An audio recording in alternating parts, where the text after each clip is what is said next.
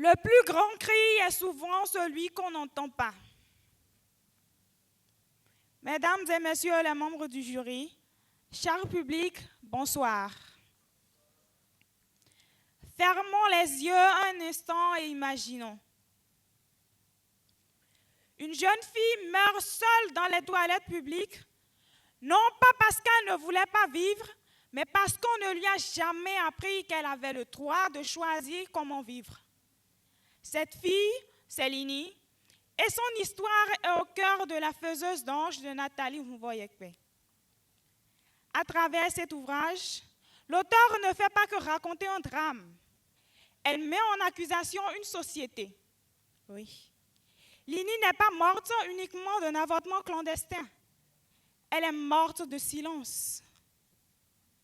Le silence d'une famille qui n'a pas su l'écouter.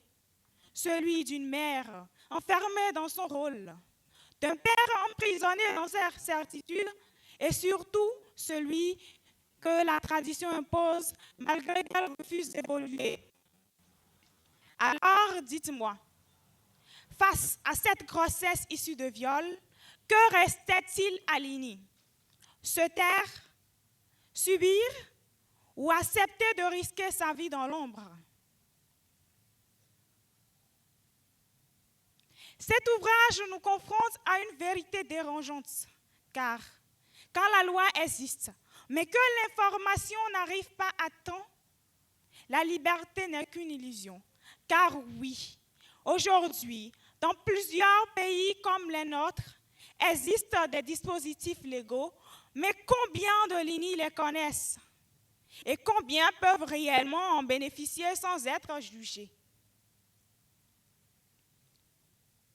Choisir de vivre, c'est un droit, mais un droit vide de ce sens lorsque les traditions dictent encore les lois. Notre autrice ne nous demande pas de choisir entre tradition et modernité. Elle nous oblige à nous poser une question encore plus sérieuse. Quelle valeur donnons-nous réellement à la vie des femmes? Lire La Faiseuse d'anges, ce n'est pas lire une histoire, c'est accepter d'ouvrir les yeux. Parce qu'au fond, Lini n'est pas qu'un simple personnage. Elle est toutes ces filles-là que nous n'avons pas su écouter à temps. Et parce que le livre ouvre les yeux, là où les traditions les ferment, lisez La Faiseuse d'anges, paru chez Ancrage Éditions en 2025 et portant 80 pages. Je suis Margaret Alantano, rédactrice et artiste plasticienne. Je vous remercie.